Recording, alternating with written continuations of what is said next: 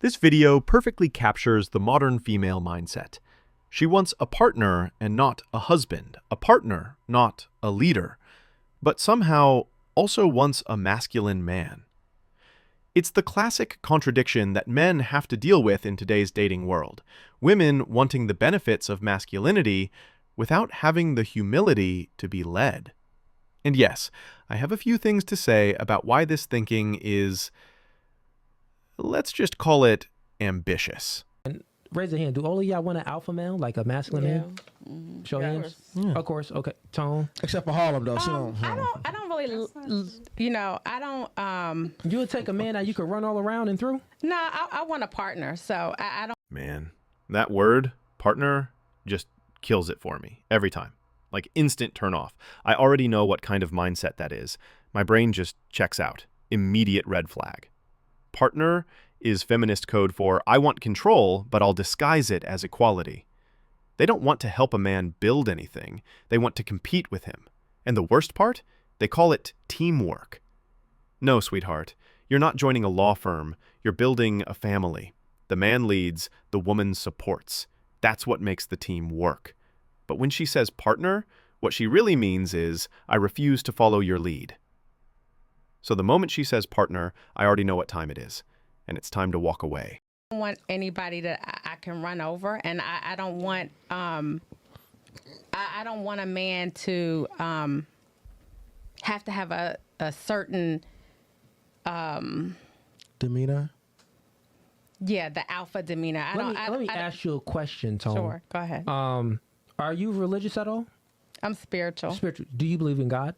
I do. Okay. Do you believe in this order? God over man, man over woman, woman over children. No. Okay, let me ask you a question, right? There you go.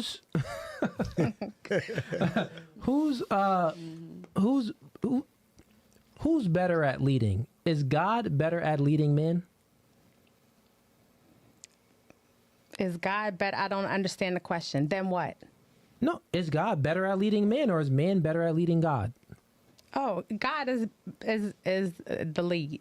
God is the lead. Okay. Yeah. Okay. Now, generally speaking, and we already answered this anyway, but I'll have you should give the same answer that you gave before. Generally speaking, is men better at leading women? No. Okay, you changed your answer. Last time you said yes. I never said yes to that. Yeah, you did. We went around a panel and you said that generally speaking, men are better at leading the men. I never said that. We went around a whole panel. Okay, maybe. No, I is she never- gaslighting right now? No. Chat, y'all can rewind it back. She gaslighting because she's a feminist. She admitted that. I never said that. Okay, Yeah. maybe she didn't. I promise you. Maybe she didn't. Okay. No, sir. Okay. She don't fuck with men like that. Like that right now. No. All right. No, sir. Okay, fair You enough. can do the thing, go down the line. She's going to put a woman Above with it. God. Okay, so woman gonna be above there with God. I'm just saying we're all equal. Okay, you think we all equal? See? There it is. We're all equal. It's like clockwork, playing out exactly like I said. And her friend throwing in, she might actually put a woman above God. I mean, that tells you everything you need to know. And the crazy part is, she actually believes it makes sense. But that's the flaw. They don't realize how shallow that equality talk really is. It sounds good, it feels empowering, but it completely ignores how the real world works. Nothing, not one successful system in history, has ever been led by two people with equal authority. You can't run a company like that. You can't run a team like that. And you definitely can't run a family like that. Someone has to lead. Someone has to follow. That's how order works. They think saying, we're all equal, makes them sound enlightened, but all it really shows is how disconnected they are from structure, hierarchy, and responsibility. Equality's all fun and games, until it's time to take responsibility. Then suddenly, nobody wants to be equal anymore. So this is the reason why. So once again, I don't know your ins and out of your relationship at all. I don't know the reason why you divorced that man. He probably was a bad man, right? Terrible. Let's just say that, right? But I will put this on top of that though too.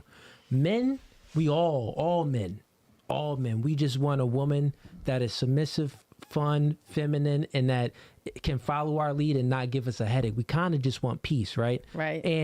And since in men we have a natural propensity, not even proclivity, because a proclivity is a tendency. It's in our biology, a propensity to lead women, right? Not to lead other men, right? We do have a natural proclivity to lead other men, a natural proclivity to lead in general, right? But we have a natural propensity to actually lead women. So it's like biologically in us. With that being said, one of the reasons why a predictor, I'm thinking, why you divorced your man, because you divorced him, is because his inability to lead.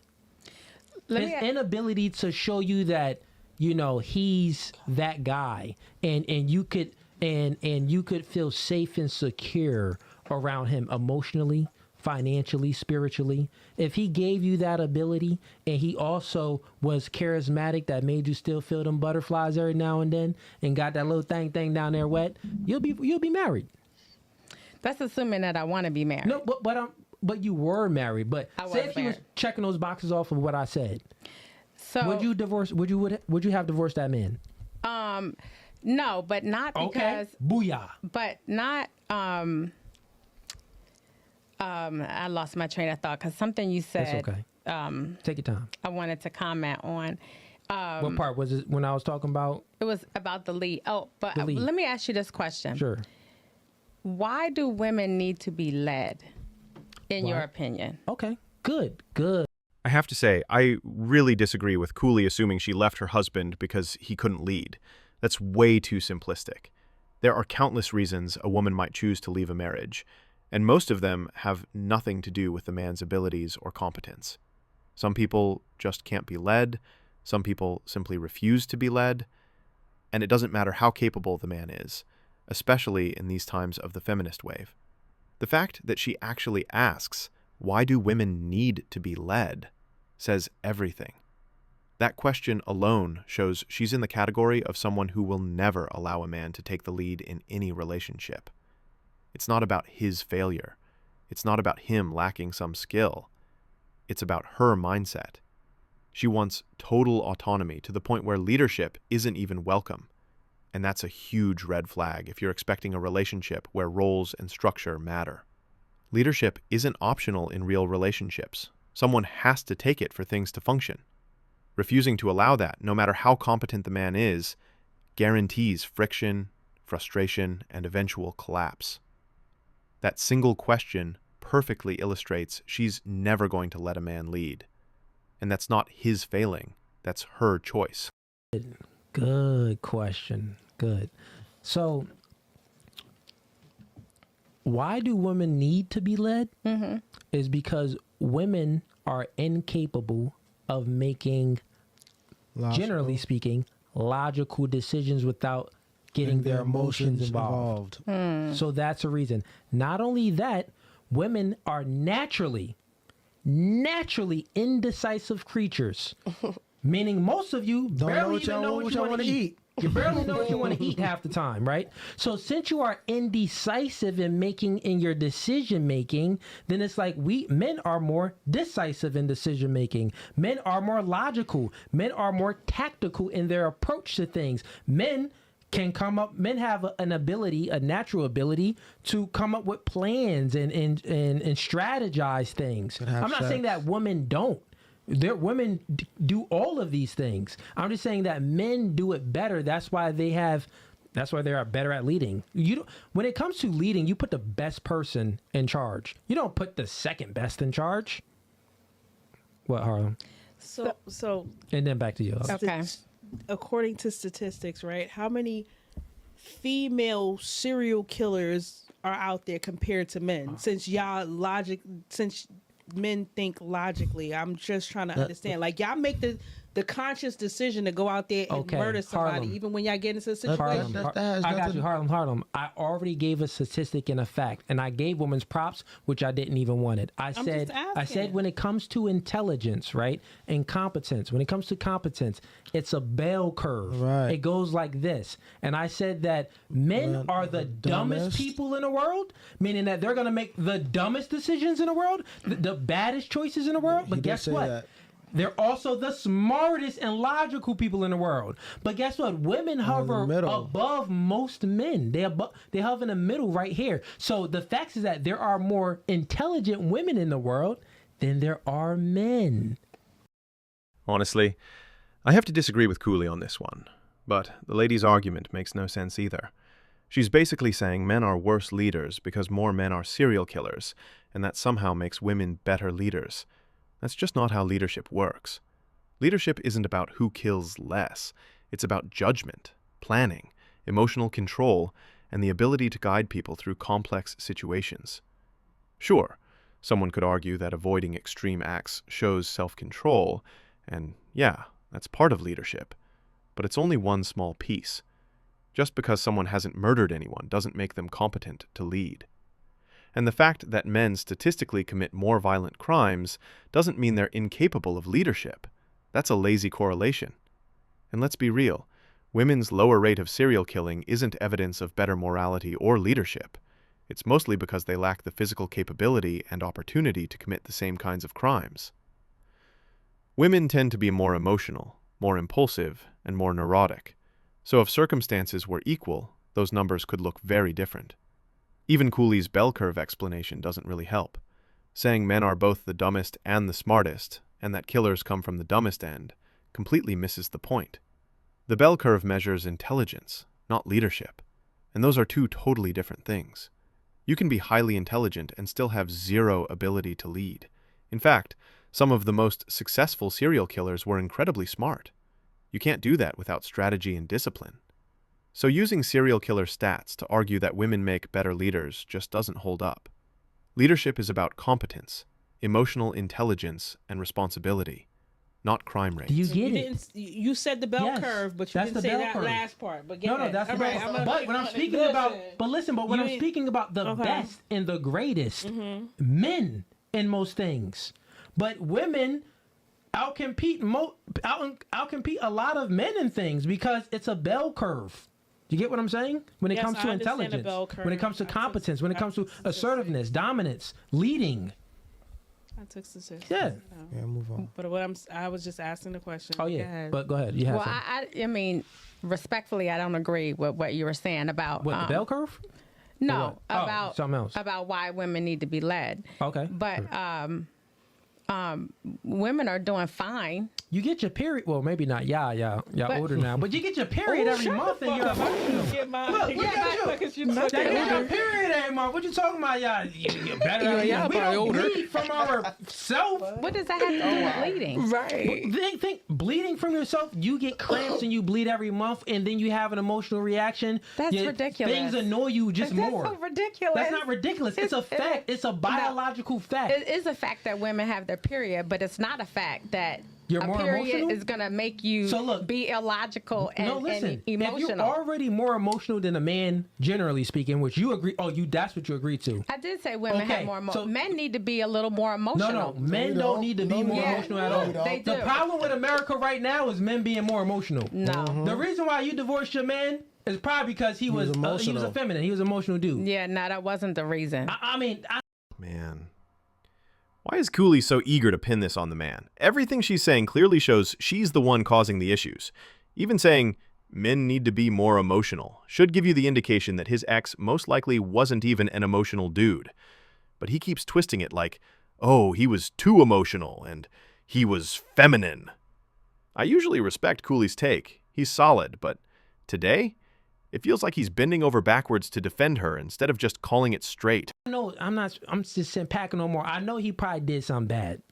I'm talking about, I know he probably did. I don't want to know the details, but Right. it I'm goes not into sharing. it. I'm Yeah. sure if he was being a because you think about what masculinity is. Masculinity is a protecting trait. It's Yeah. protecting and providing, right? It's very protective over everything. He wants the best for you. That's what masculinity is. He wants you to feel good, smell good, act good, look good, be good, everything. He wants to give you a comfortable life. That's what masculine men do. The fact that you divorced your man and any woman that divorces their man, he wasn't masculine in certain areas. That's just the fact. He didn't, because when it comes to a woman divorcing a man, is really, I tend to not even blame the woman, because the man is the leader in a relationship. So that shows your inability to lead that woman. Or that shows you made a bad choice in choosing a woman to marry. Maybe you married a woman that she just never can be led because she has suffering from emotional trauma and stuff. So it's like either that man gave the ring to the wrong woman, or he's just a bad leader himself. Or just men are not the best at leading because, you know, like You see what I'm talking about? How can you hear her say things like this and still think it's the man's fault? It makes no sense. Cooley keeps framing it like the guy failed to lead, that he wasn't masculine enough, or that he somehow caused the divorce. But nothing she's demonstrated supports that. I mean, seriously, he's trying to make the guy the problem so bad when she hasn't even said a single word to back that up.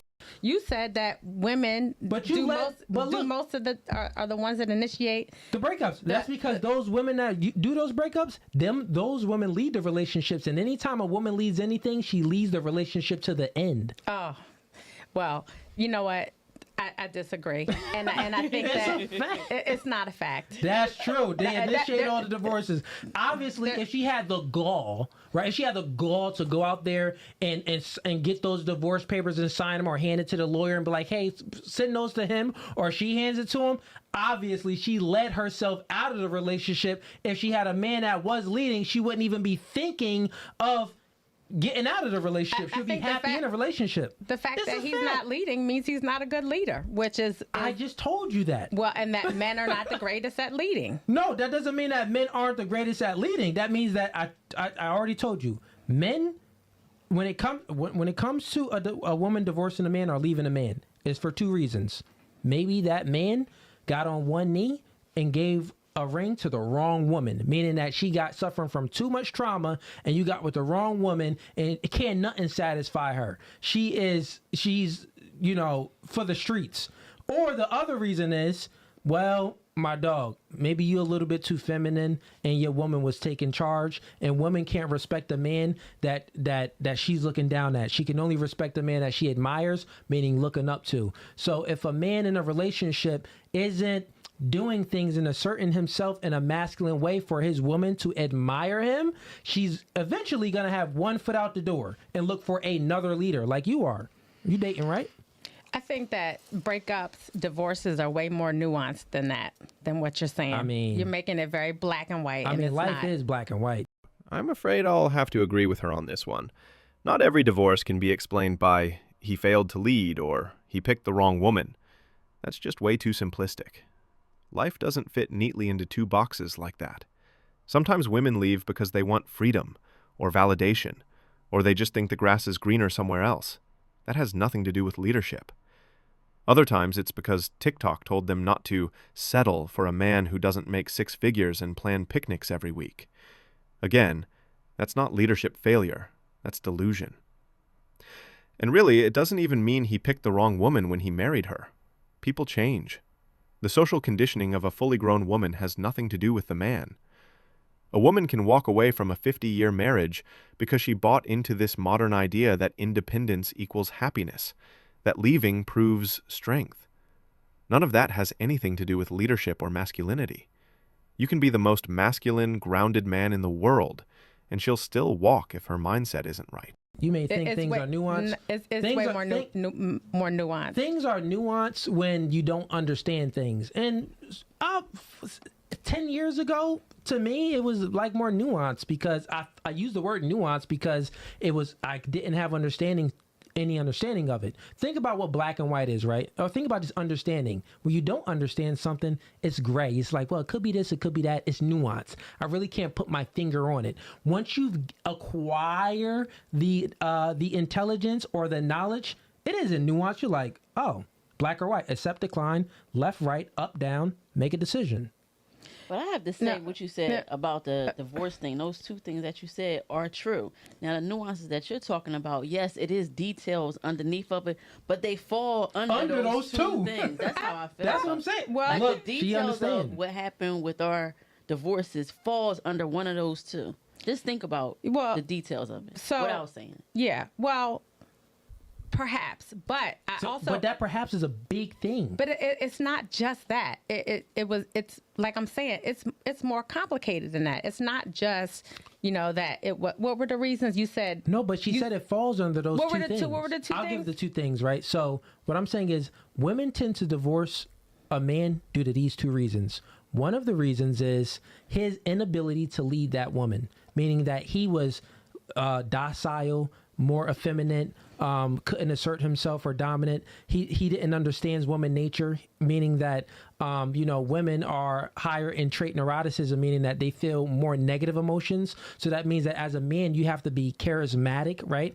And you have to know that what you did to attract a woman, you have to keep doing that, right? Because women want to feel butterflies, and women just tend to get bored faster in relationships because they are higher in trait neuroticism.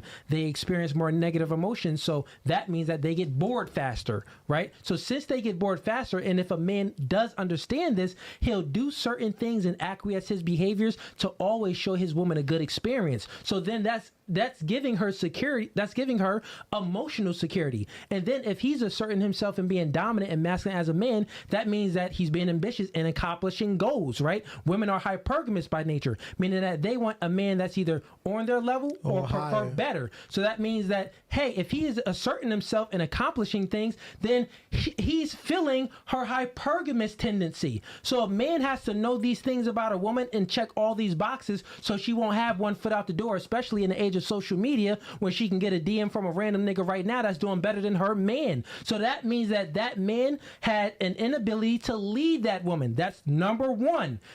Nah. Look at guys like Jose Mourinho, Corey Hardrict, or Kaká.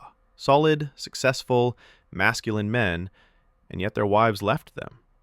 Why? Not because they weren't good leaders, not because they picked the wrong woman. Again, sometimes it's literally about emotion, boredom, or society telling women, you deserve better. You don't need a man. Even he admitted women are more emotional, more impulsive, highly neurotic. That means women can take completely illogical decisions that have zero connection to a man's masculinity or competence. You can be perfect, stable, and supportive, and she'll still walk away if her mindset isn't right. It's not about leadership. It's about emotion, conditioning, and expectations. And we need to be honest about that.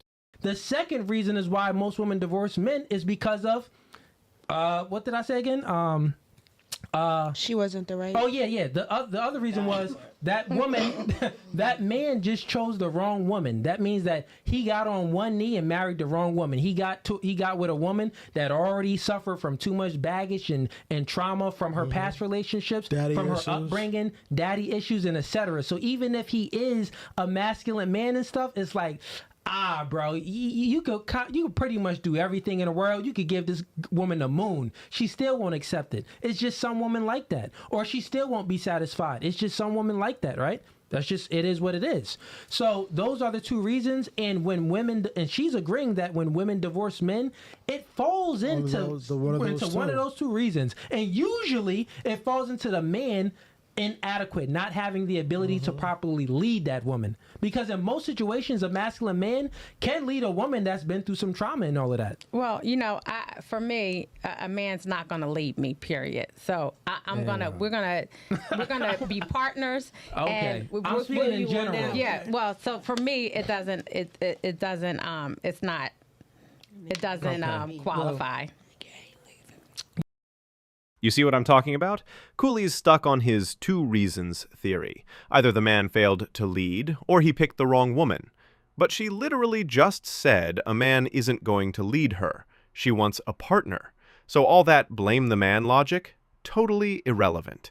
You can have all the ambition, all the so-called masculine traits, and it still doesn't matter if her mindset isn't aligned. I'm wrapping it up here. If you want the full discussion, I'll drop a link in the description. But before you go, don't forget to like, subscribe, and leave a comment. Did Cooley have a point, or am I just tripping? Let me hear what you think.